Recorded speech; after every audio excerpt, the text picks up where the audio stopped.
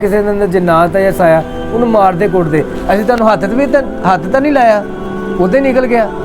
हाँ जी भाजी भाजी एक नाल की फायदा होया तुहानू?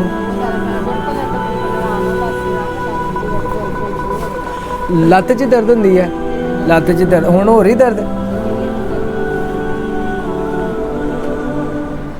ए जगह ते दर्द हो रही है, इत्थों शुरू होंदी है, इत्थों हल्की शुरू होंदी फिर ऐ जाती है, इत्थों दर्द होंदी।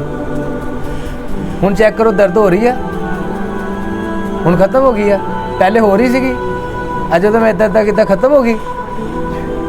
मेरी हाँ च हाँ तो नहीं पाने और वेखी पूरी दुनिया देखने ने कहना ये किहड़ा बाबा आ गया है तकिए के उत्ते कीता ही ते भाई दर्द ठीक हो गई हो।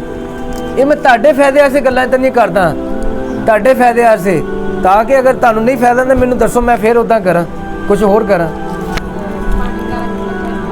हाँ जी जिहड़ा बंदा बच्चा पिए बड़ा पिए खैर बरकत है अल्लाह ताला का जो जिक्र पढ़े ना जिहड़ा बंदा खाए पिएगा उन्हें फायदा होएगा इंशाअल्लाह।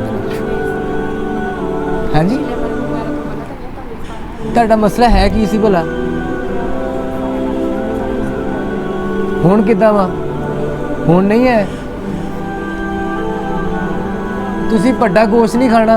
बाकी कोई बहुत ज़्यादा कोई जरूरी होवे ना कोई ऐसे घर होंदे ने जाना पै जांदा तवीज़ नहीं तुसीं सानूं गल च दित्ता पाना ये तवीज़ ला के चल जाना तवीज़ अपने घर रख देना ठीक है उत्थों हो के आंदे नाल ना नहा धो के तवीज़ पहन लेना ठीक है। पानी वाली बोतल तेल वाली बोतल ए लोकी साया कढ़दे ने साया लोकी कढ़दे आ वो डंडे सोटे मारते आ।